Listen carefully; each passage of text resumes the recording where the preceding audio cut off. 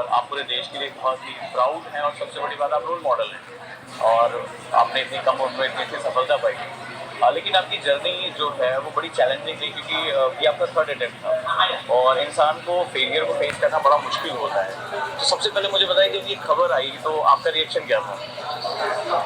I think reaction तो बहुत खुशी ही होती है एंड सारे फ्रेंड्स ने कॉल करना शुरू कर दिया, सारी फैमिली यहाँ मौजूद ही है, तो बहुत खुशी हो रही है इस बात की कि सब मेरी वजह से इतने खुश है आज। और आपकी मदर आपकी रोल मॉडल रही हैं, उनका रिएक्शन क्या था सर?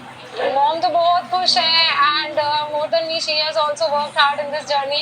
ये यूपीएससी उनके लिए भी बहुत टैक्सिंग था, उन्होंने भी बहुत मेहनत की है बिहाइंड द सीन्स, तो इसका बहुत बड़ा श्रेय होना जाता है। आपकी जर्नी में आपने थर्ड अटेम्प्ट दिया और 2 बार आपका प्रीलिम्स नहीं क्रैक हुआ, ये बड़ा टर्निंग पॉइंट है और उसके बाद 2 बार प्रीलिम्स और थर्ड टाइम आपने सीधे रैंक 1 मारा। मैं इसलिए क्वेश्चन पूछ रहा हूँ कि बहुत से ऐसे स्टूडेंट हैं जो पढ़ाई के दौरान एक अटेम्प्ट में अगर वो नहीं निकला तो वो टूट जाते हैं, उनको लगता है नहीं मेरे लिए कुछ नहीं है, मुझे छोड़ देना चाहिए, बहुत अधिक दूर तक पहुँचे, गिव अप कर देते हैं। क्या मैसेज है? आई थिंक आप देखिए अगर एक और अटेम्प्ट के लिए स्टेमिना है, क्योंकि एग्जाम बहुत लंबा है, 1 साल पढ़ना पड़ता है और 1 साल का तो एग्जाम होता है,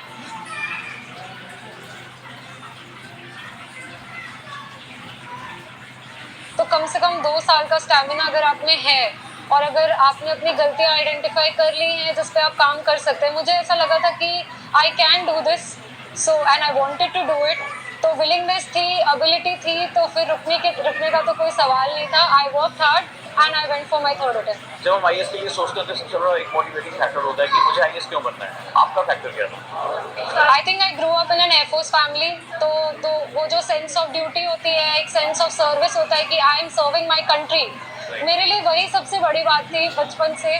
तो जब मैं कॉर्पोरेट में काम कर रही थी मैंने सोचा कि जॉब तो ठीक है पर what is it that I really want to do, तो मुझे लगा पब्लिक सर्विस और सिविल सर्विसेज जैसा प्लेटफॉर्म। तो आपके अंदर वो फीलिंग थी कि नहीं मुझे कुछ चेंज लेकर आना है, अपनी कंट्री के लिए मैंने कोई ड्यूटी परफॉर्म करनी है?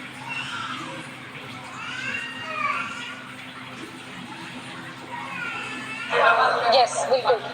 वंडरफुल। और आपका जो बैकग्राउंड है ग्रेजुएशन का वो इकोनॉमिक्स है और आपका ऑप्शन PSIR है, तो आपने कैसे मैनेज किया उसको?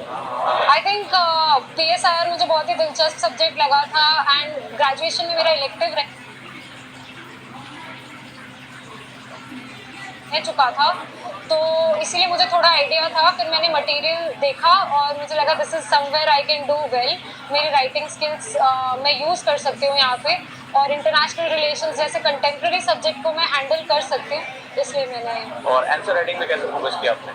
बहुत फोकस था क्योंकि जब तक आप लिखेंगे नहीं तब तक वो चेक